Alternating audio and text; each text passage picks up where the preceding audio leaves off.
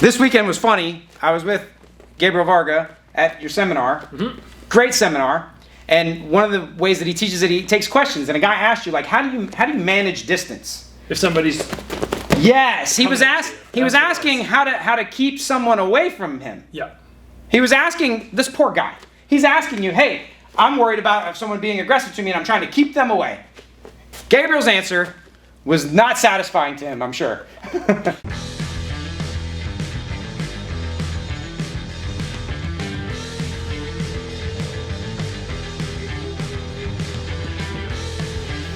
Today's episode is brought to you by XMartial. These training bags that you see on the bench are amazing for all the gear that I have. These shorts, fantastic. Everything is amazing. You can head over to XMartial. Description will be in the link below and use code Gabriel Varga to save 10%. He was asking how to keep someone away from him. Basically, if you're one of those guys who likes to run backwards, you have pressure fighters, they're always on you. You're like, oh my God, oh. I said, okay. That works to a certain extent for sure. But at some point, this guy's going to realize he's giving me nothing to be concerned about. I'm just going to keep pressuring forward. You have to do something. You have to do something else, and you might not want to stop and brawl with him. Fair enough. Not everybody wants to do that. That's probably why you're running, because that didn't work. You know, in some way, he got some sort of initiative on you, or he's having more success here than you. Yeah, and he hits harder, whatever the reason. You don't want to be there, but you can't run the whole time. Maybe you want to go back to running, but there has to be something in between where this guy goes, there's a reason why I don't want to continue forward. So my answer to this dude, even though he might not have liked the answer, was you've got to close the gap fast. Obviously, if you're coming towards me, I don't want to just stop here and let you get to here so I can get in and jam. Now I can do this with a very tight guard. I can also do it with a long guard. So if we started back here a little bit and you move towards me, I can back up, and then I can get in here. Now, at least from this position, I can stay a little safer than maybe we're at this boxing range where I'm like, this is where I don't want to be. I want to be way back here so I can throw my fancy kicks. But if that's all you have, it's just simply not enough. Yeah, that's why you were running, is because you were not able to stop his advances. And in a combat sport environment, there's walls or a cage or ropes. You can't run forever. No. And if he has any type of offensive footwork, he's going to track you down and cut you off. But even his question was specifically related. He was like, what about in a street fight? And you might think, oh, you have limitless space. Not always. You think even if we're in a parking lot, we're going to run into cars. Yeah. Or eventually, I'll never be able to go backwards faster than you can go forwards. No. So yeah, I was tickled by your answer. Like that people want a magic pill. Bad guy coming. He's coming at me, and I go, get away from me, and then I don't have to fight you anymore. Sure, that works too, but I mean, if you mix it all up, like somebody like Wonder Boy, or somebody who's very evasive, everybody wants him to settle down and stop moving backwards. So he has his sidekick to stop you, he has his movement to stop you, but occasionally, you just stuff it. You stuff the distance, you might realize, like, shoot, this guy's past my sidekick range, I can't move, I'm too tired.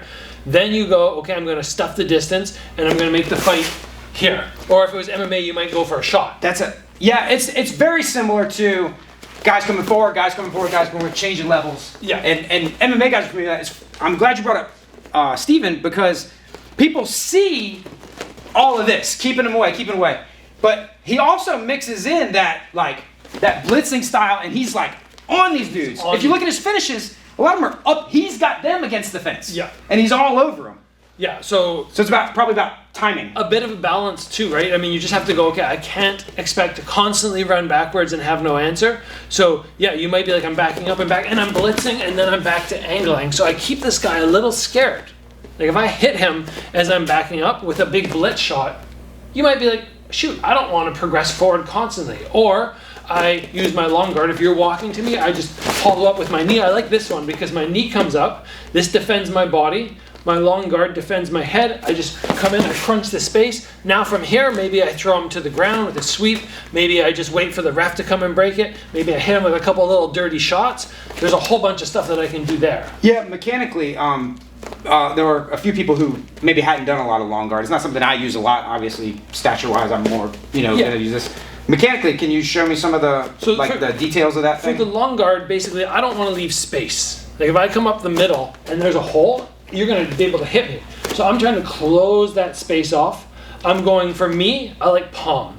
I don't go up here where I blind. Some people do. Some people do that, right? Some Yeah. people go a little higher. Some people go. So if you're gonna go high, you gotta go really high. But I So feel you like, can see underneath. yeah, I don't like that. I like coming right here. So for me, you guys can just see my eyes. I tuck this shoulder because this is dangerous. Yeah. You can loop up and overhand me. Even over this. Yeah, over that, you're gonna get me. I come here.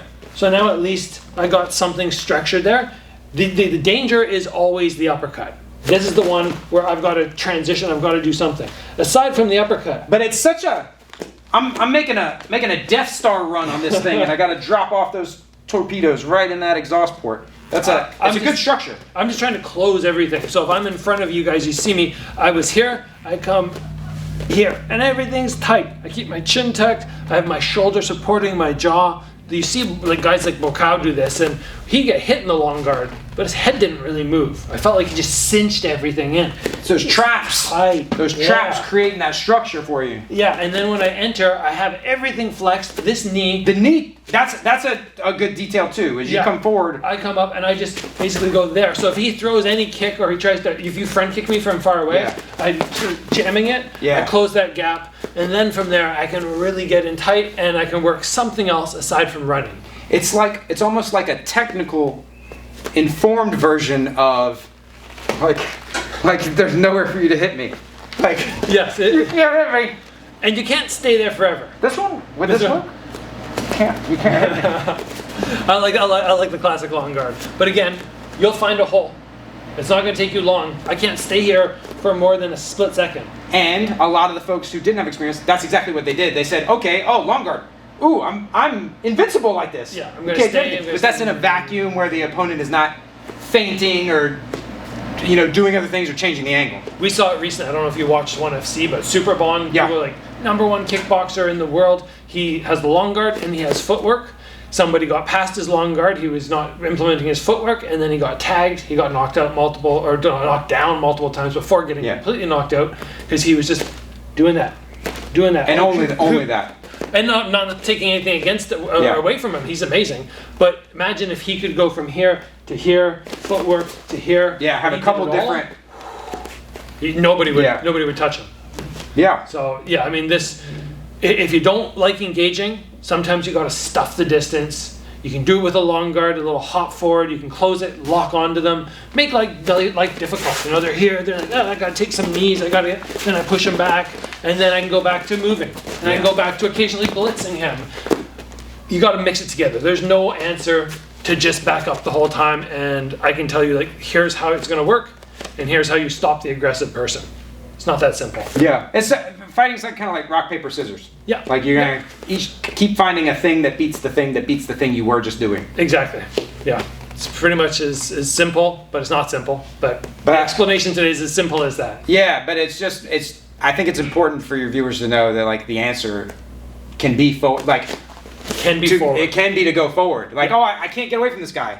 Then you can't. Don't do that anymore. Yeah, occasionally. It's just you mix your backwards and your sideways up with the occasional forwards.